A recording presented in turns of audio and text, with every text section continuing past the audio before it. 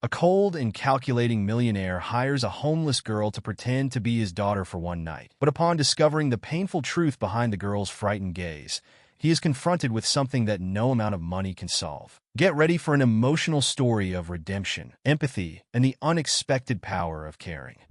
Richard Montgomery adjusted the flawless knot of his tie as he stepped out of his luxurious black sedan, parked in front of one of Manhattan's most exclusive restaurants.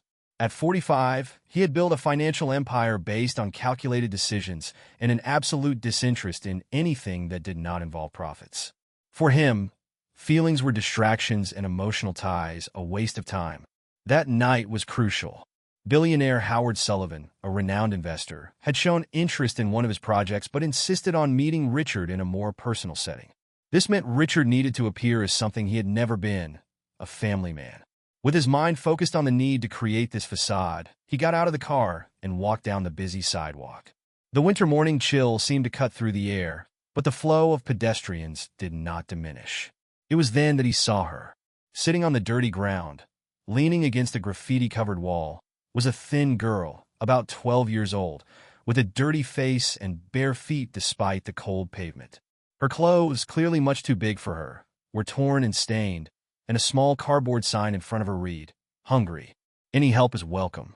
Richard stopped, tilting his head slightly, as if analyzing an exotic piece of art. The girl, noticing the man's gaze, quickly looked up but said nothing. He looked around, seeing the silent disdain of the passing pedestrians, and turned his attention back to her. "What's your name?" he asked, his voice cold, with no attempt to sound friendly. The girl hesitated before answering. "Emily. Emily, have you ever heard that money can solve any problem?" He crossed his arms, completely ignoring her obvious discomfort. She didn't respond, just stared at him, as if unsure whether to run away or listen. "I'm going to make you an offer," Richard continued, his voice taking on a practical tone, almost like a negotiation. "Tonight, I have an important dinner, and I need someone to pretend to be my daughter. It's a simple thing. You show up, behave well, and pretend to be part of my family. In exchange, I'll give you $500. The girl's eyes widened. She opened her mouth to speak, but seemed unable to find the words. Finally, she asked cautiously, "Why do you want me to do this?" Richard shrugged, as if the answer were obvious. Impressions are everything in business. A family man inspires trust. You're convenient. Emily frowned, still in shock. "And then? What happens after the dinner is over?" "Nothing," he replied abruptly. "You take your money and go on with your life. We won't see each other again." Emily's stomach growled audibly, as if her body was responding to the offer before her mind could. She bit her lip, looking at her thin hands. $500 was a fortune. She could buy warm clothes, food, and maybe even a room and a shelter for a few nights. But there was something about this man that made her wary. Still, her hunger spoke louder. "And what if I don't do it the way you want?" she asked, trying to sound more confident than she felt. Richard raised an eyebrow. "I chose you because I thought you would understand that it's not a good idea to cross the wrong path with me. But for your peace of mind, don't worry. I'm a man of my word." After a few seconds of silence, Emily finally nodded slowly. "Okay, I accept."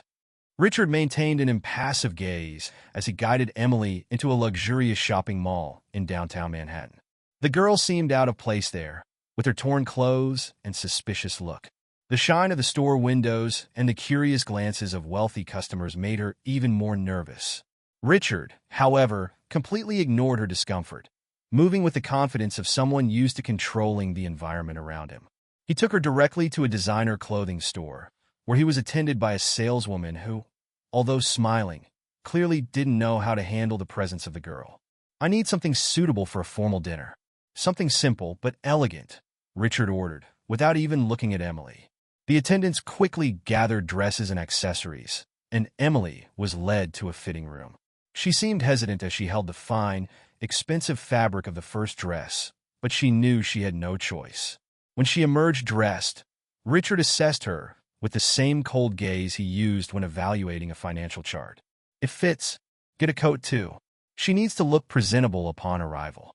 Without asking if Emily liked the clothes or felt comfortable, Richard paid the bill with the same indifference and took her to a nearby hotel, where he had already reserved a suite. He left her at the door of the room with clear instructions. "Take a shower, put on the clothes, and be ready in an hour. Don't waste my time. Emily nodded, holding the bags with the new clothes, and entered the room. Once alone, she looked around, astonished by the luxury. The bathroom had a bathtub larger than any place she had ever slept in, and the towels were soft as clouds.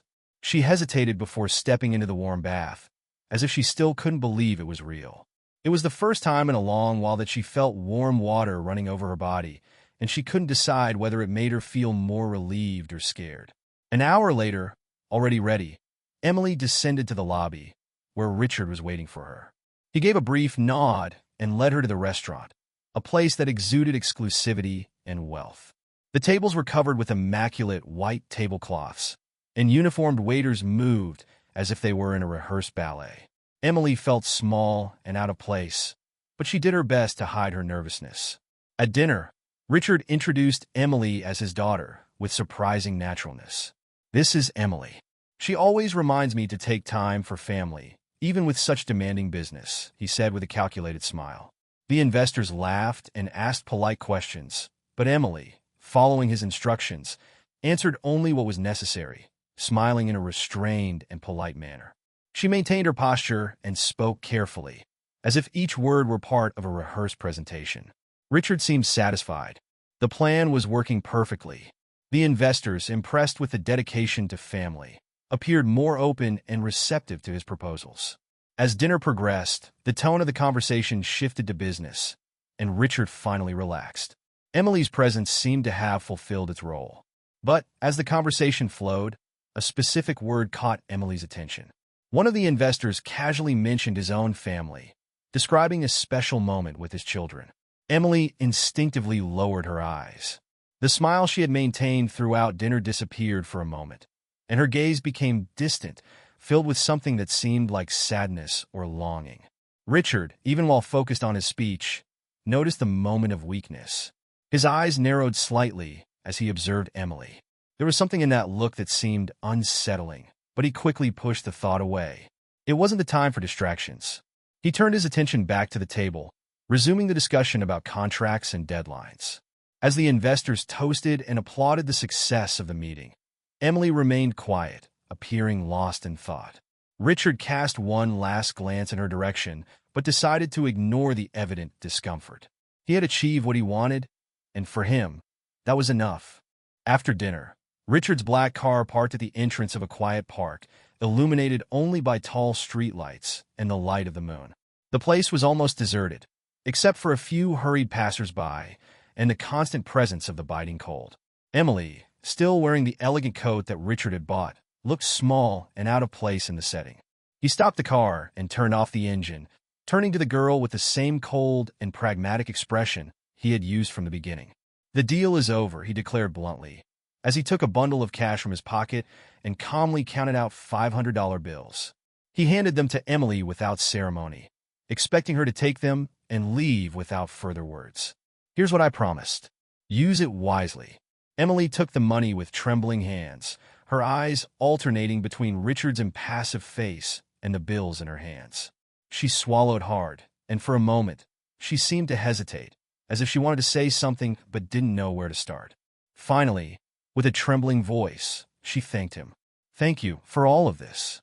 Richard nodded, already reaching for the door handle to let Emily out. However, she continued, Can I stay here in the park for a few hours? Just until dawn. I promise I won't bother you.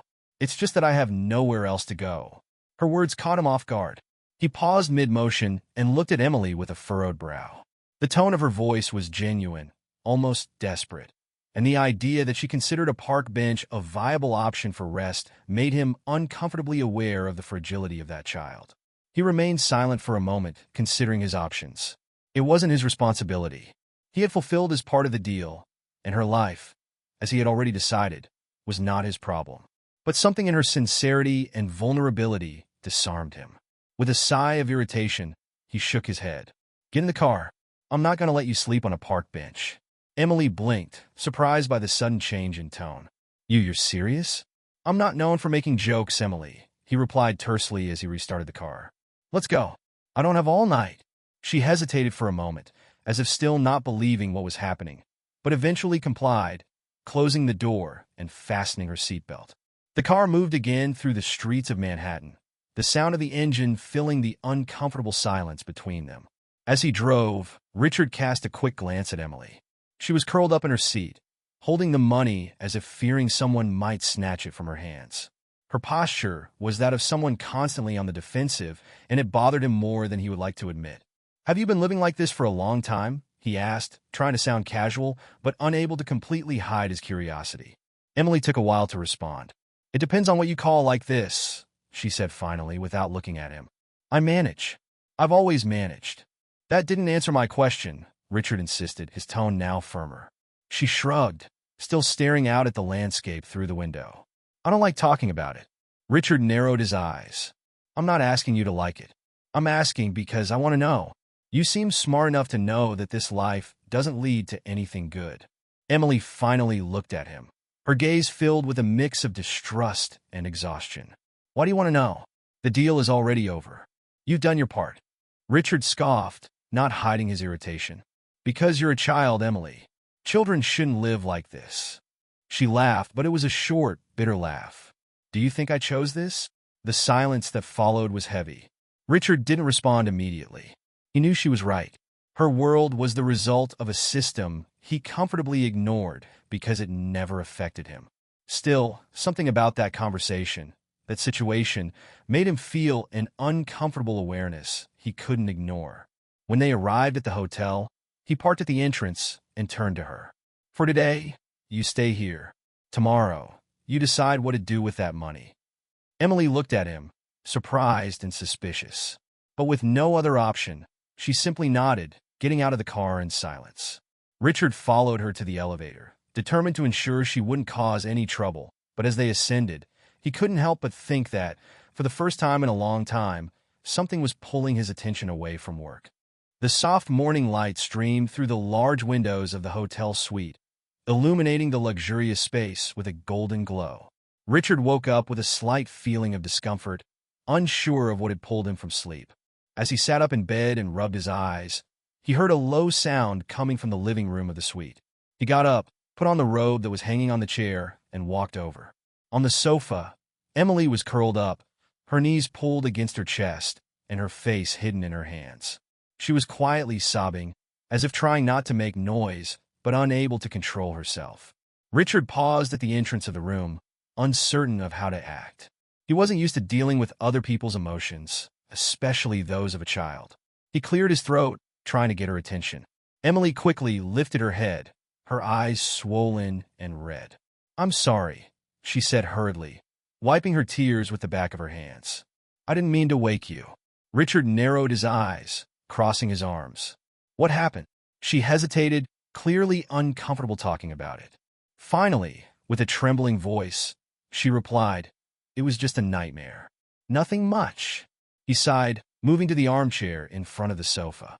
He sat down, watching her with a serious expression.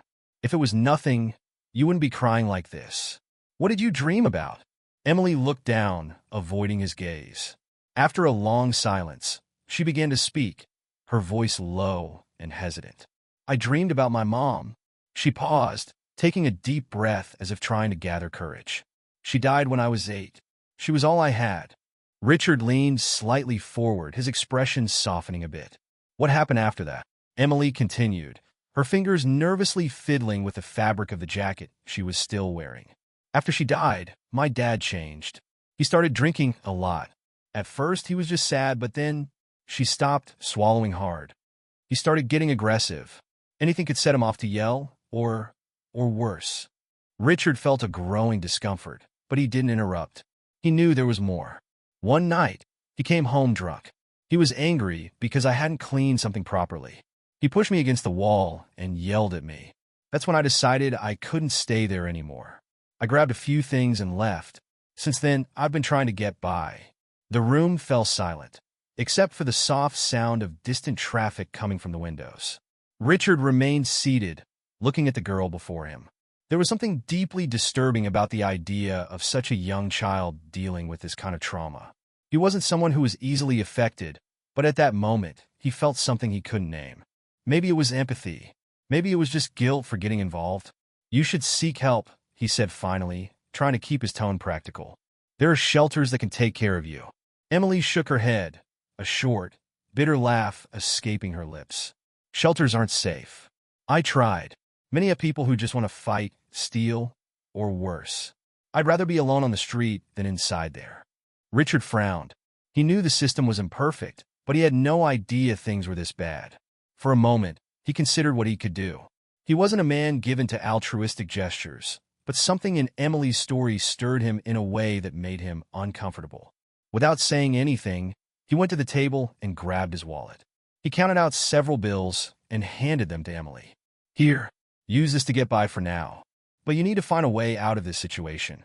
You can't live like this forever. She looked at the money, hesitant. I appreciate it, she said finally, taking the bills. But you don't understand. It's not that simple. Then explain it to me. Richard challenged, his tone firm but not hostile. Emily sighed, looking older than her 12 years. People think it's just about wanting to get off the street and everything gets solved. But it's not like that. I don't trust anyone. Everyone just wants something from you. And when you're like me, no one really cares. I'd rather survive alone.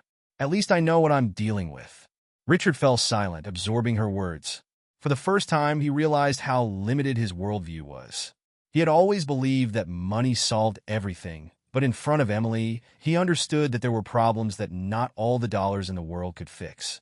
You are stronger than a lot of people I know, he said finally, in an almost imperceptible tone. But that doesn't mean you have to do everything alone. Emily didn't respond, just clutched the money against her chest. In that moment, both of them knew they were experiencing a kind of connection neither of them could have predicted. A silent exchange between two worlds that rarely cross paths. Richard sat down at his wide, dark wooden desk, surrounded by the austere glow of his office at the top of a skyscraper in Manhattan. Papers were piled around him, contracts waiting for his signature, and profit charts filled the screens of his monitors. He should have been immersed in his tasks, focused on the next big deal that could add more zeros to his bank account. But for the third time that morning, he realized he was staring into nothingness, lost in thought. Emily, the image of her, curled up on the sofa with swollen eyes from tears, insisted on invading his mind. He tried to rationalize his discomfort. He had helped the girl. He had done his part by giving her money to get by. He owed her nothing. Still, her frightened and weary gaze, the way she spoke of her life with a mix of resignation and bitterness, continued to disturb him. Richard, a man accustomed to dismissing anything that did not serve his interests, was facing something unprecedented, a discomfort that money did not seem to alleviate. For days, he tried to ignore this feeling. He immersed himself in meetings, business dinners, and long hours analyzing reports. But even amidst the hustle of his routine, thoughts of Emily followed him. At night, as he looked out the window of his luxurious apartment at the city lights, he wondered where she was. Was she safe? Did she still have that money? Or had she already lost it to someone who had threatened her? Finally, unable to continue ignoring his discomfort, Richard made a decision that seemed absurd even to him. He would use his resources to find out more about Emily's past. He wasn't sure what he would do with the information, but he felt he needed to understand better what had happened to her. He hired a private investigator, someone discreet and efficient. I want everything you can find about her father, Richard told the man, handing over the little he knew. Emily's first name, her approximate age, and the city where she likely lived before running away. The investigator did not take long to bring results. Just 3 days later, Richard received a detailed dossier. Sitting alone in his office, he opened the file and began to read. The story unfolding on the pages was darker than he had expected.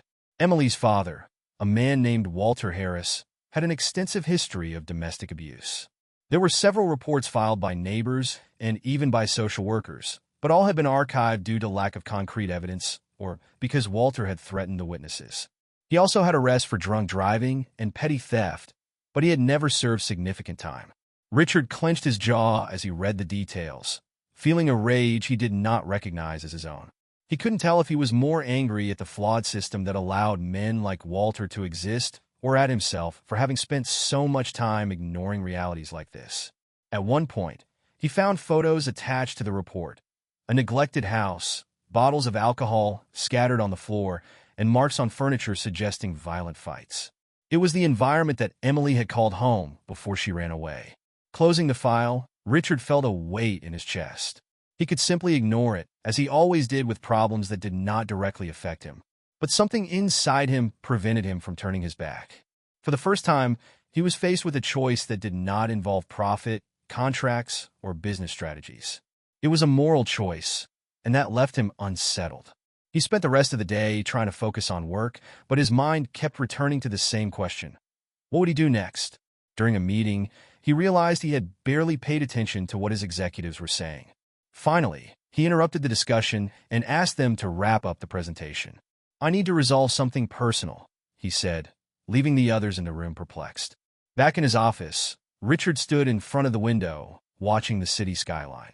He knew that if he got more involved, he would be entering unknown and uncomfortable territory. But the memory of Emily's face and her words echoed in his mind. "I'd rather be alone on the street than in a place where no one cares." Finally, he picked up the phone and made a call. "I need you to put me in touch with someone who can intervene in this kind of situation," he said, his voice firm, though laden with a determination he rarely showed. "I don't want this to end here." As he hung up, he knew his life would never be the same. And somehow, he didn't care. The cold afternoon wind cut like knives as Richard walked through the busy square. Despite the movement of people around him, he felt as if he were isolated in a heavy silence, focused only on finding one person, Emily. He knew she would be there. From the beginning, something about her determination to survive on the streets had deeply impressed him. She was resilient, but also a 12-year-old girl who shouldn't have to bear the weight of the world alone. Finally, he saw her, sitting on the same bench where he had left her days ago. Emily looked even more fragile than before. The coat he had bought was dirty, and her eyes carried a shadow of fatigue and distrust. Richard paused for a moment, trying to gather the right words, something he rarely did. He was a man of action, not of feelings, but now he needed something more. He needed to earn her trust. "Emily," he called, approaching slowly. She quickly lifted her head, surprised to see him. Her expression changed from relief to caution in an instant. "What are you doing here?" she asked, her voice heavy with distrust. Richard sat down beside her on the bench, keeping a respectful distance. "I've thought a lot about you," he began, his voice softer than she had ever heard. "About what you told me, about what you've been through, and I realized I can't just turn my back." Emily narrowed her eyes, crossing her arms defensively. "You've done more than anyone. You don't need to come back here and pretend you care." "I'm not pretending," Richard retorted, his tone firmer now. "I know it's hard to believe, but I want to help. I want to make sure you never have to go back to that life. But I need you to trust me." She shook her head, laughing without humor. "Trust is something I don't have anymore. And what if this is just another thing that goes wrong?" "I promise," he said, leaning slightly forward, looking directly into her eyes, "that you won't have to go back to your father. Not ever again." Emily's hesitation was evident. Her mind seemed a battlefield between hope and caution. But in the end, something in Richard's sincere tone won her over. "Okay," she said quietly. "I'll accept your help. But if you break that promise, I will never forgive you." Richard nodded, accepting the weight of responsibility in his words. Without wasting time, he contacted his lawyer and explained the situation. Days later, with a plan in place, Richard took Emily to court. He had already informed the authorities about her father's history of abuse and presented the evidence gathered by the investigator. The case gained attention, and a warrant for arrest was issued. On the day of the hearing, Emily entered the courtroom, tightly holding Richard's hand. He felt her small, cold fingers grip as tightly, as if she were fighting the urge to run away. When her father, Walter Harris, was brought into the courtroom in handcuffs, Emily froze. Her face went pale, and her eyes filled with tears. Walter glared at her with a furious look, murmuring something inaudible. Emily took a step back, the fear on her face so evident that Richard felt a wave of anger boiling inside him. He held her shoulder, bending down to look into her eyes. "He can't hurt you anymore," he said, his voice firm. "Not while I'm here." When the judge announced the sentence and Walter was sentenced to prison for the abuse, Emily couldn't hold back her tears. The weight of years of fear and pain seemed to finally crash down on her, and her body trembled as she sobbed. Richard, who had until then kept himself at a distance from emotional situations, surprised even himself by enveloping her in a protective hug. "It's okay," he murmured as she cried against his chest. "You're safe now. No one will ever hurt you again." Emily clutched his coat tightly, as if this moment was the first time in a long time that she felt protected. And for the first time, Richard felt he was doing something that truly mattered. Not for business, not for reputation, but for someone who desperately needed someone to believe in her. The days following the trial brought a new calm to Emily's life, but also a sense of uncertainty. She didn't know where to go or what to do, and although Richard remained present, she felt that it was temporary. After all, he was a wealthy and busy man, someone who, in her mind, had already done more than anyone else would. Still, he didn't leave her alone, always ensuring that she was safe and had everything she needed. That morning, Richard took her to a cafe near Central Park. The table they sat at was discreet, overlooking the calm flow of joggers and families strolling by. Emily, as usual, was quiet, observing the people around her while playing with the edge of her hot chocolate cup. Richard, on the other hand, seemed nervous, an unusual feeling for him, who always controlled everything around him with ease. "Emily," he began, his voice lower than usual. She looked up, curious but cautious. "I've been thinking a lot in the past few days." She didn't respond immediately, just slightly tilted her head, indicating that he could continue. "I know that everything that happened was difficult, and I know that you're used to taking care of yourself, not depending on anyone. But I can't imagine you going back to the streets or being sent to an orphanage." He paused, taking a deep breath. "That's not what I want for you." Emily frowned, confused. "So, what do you want?" she asked, her voice a bit hesitant, as if she wasn't sure she wanted to hear the answer. Richard straightened in his chair, his hands resting on the table as he tried to gather the right words. "I want you to stay with me. I want to adopt you." His words seemed to echo in the air between them. Emily blinked, unable to believe what she had just heard.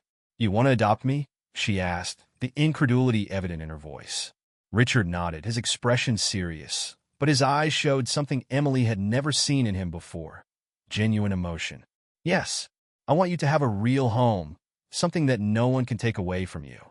Emily was silent for a moment, processing what he had just said. "Why?" she finally asked, her voice full of doubt. "Why would you do that?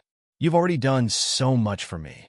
"You don't have to." Before she could finish, Richard interrupted her, his voice firm but with a tone of vulnerability that he rarely showed. "Because you've shown me something I didn't know was missing in my life." He paused, holding her gaze. "Emily, I thought I had everything. Money, success, respect. But deep down, my life was empty. I lived for numbers and contracts, never really caring about anyone. Then you came along, and somehow, you showed me what it means to be human. It means caring. It means having a real connection." Emily felt a lump in her throat as she listened to his words. It was hard to believe that someone like Richard, so powerful, so distant from her world, could want something like this. But looking into his eyes, she realized he was serious. He didn't see her as a problem to be solved, but as someone who mattered. "Are you sure?" she asked, her voice trembling. "I'm not easy to deal with. I'm not perfect." Richard smiled, something rare but sincere. "No one is perfect, not even me. But we can learn together. It won't be easy, I know that. But I want to try if you want as well." Emily couldn't hold back her tears, but this time, they weren't from sadness or fear. They were from something new, something she hadn't felt in a long time: hope. "Okay," she said, her voice choked. "I accept." In the days that followed, the two began to build a new routine. Richard, always methodical, had to adjust his schedule to accommodate Emily's needs. He enrolled her in a school, hired tutors to help her catch up, and started spending less time in the office, dedicating more hours to being present in her life. The park was full of life that sunny afternoon. The blue sky stretched out without a cloud in sight, and the sound of children's laughter mingled with the distant singing of birds. Richard was sitting on a wooden bench, watching Emily play with other children near the lake. The smile that lit up her face was something he couldn't remember having displayed so spontaneously before. His posture, once rigid and controlled, was now relaxed. He seemed like a transformed man. Emily ran across the lawn with energy, her hair blowing in the wind. Her face was fuller, healthier, and the genuine joy radiating from her was contagious. dressed in simple but carefully chosen clothes. She now looked like any other child her age, happy, secure, and full of hope. Richard watched her with a pride that still surprised him. He had never imagined that a simple encounter on a sidewalk could lead him to this moment. In the months that had passed since he decided to adopt Emily, their lives had changed profoundly. Emily was enrolled in a good school, where she was finally starting to catch up to her peers. She loved art classes, and Richard had even set up a small easel at home for her to paint. He, on the other hand, had learned to slow down. He spent more time away from the office, discovering the joys of simple things, like helping Emily with her homework or watching movies with her on the couch during quiet nights. Emily, who once carried the shadow of distrust and fear in her eyes, now seemed to have found her place in the world. But the impact she had on Richard was equally visible. He was a man who had always lived to accumulate wealth, but now he was discovering that true value lay in the moments shared with someone who meant something to him. As Emily played, Richard leaned back on the bench, crossing his arms and observing the movement around him. There was something deeply satisfying about simply being there, without thinking about graphs, profits, or contracts. For the first time, he felt that his life had purpose. Not because he had closed another deal, but because he had helped someone find hope. And, in a way, Emily had given him that in return. Suddenly, Emily came running towards him, holding something in her hands. Her smile was so wide that it seemed to light up the entire park. When she stopped in front of him, she extended her hand, revealing a delicate white flower she had found on the lawn. "Look what I found," she said, breathless but laughing. Richard carefully took the flower, observing it for a moment before looking at Emily. "It's beautiful," he said, smiling. "Just like you." Emily hesitated for a moment, as if gathering the courage to say something important. Finally, she looked up at him and said, in a soft but emotional voice, "Thank you for being my dad." Her words hit Richard like a wave. He felt the lump in his throat tighten and his eyes well up before he could regain his composure. He had never been a man of grand displays of affection, but in that moment, all the emotional weight he carried seemed to dissolve. He set the flower aside and pulled Emily into a tight hug. "Thank you for teaching me to be one," he replied, his voice choked, but full of sincerity. Emily wrapped her arms around him, and in that embrace, it felt as if all the suffering and difficulties they had both faced before had finally found a purpose. There, in the middle of that park, under the warmth of the sun and surrounded by laughter and sounds of joy, they were more than just a man and a girl. They were a family, one that had learned to build itself from empathy, care, and the rediscovery of what truly matters. As Emily ran back across the lawn, still smiling, Richard looked at the flower in his hands. It was not just a flower. It was a symbol of something much greater. The possibility of change, of rebirth, and of finding what truly matters, even in the most unexpected places. He placed it in the pocket of his jacket, promising himself that he would never forget how the little white flower and Emily's words had changed everything. And so, with a heart full of gratitude and hope, Richard sat there, watching his daughter run free and happy as the sun began to set, illuminating a new chapter of their lives together. If you enjoyed this story, subscribe to the channel and leave a like. These other stories will also move you. Click to continue watching.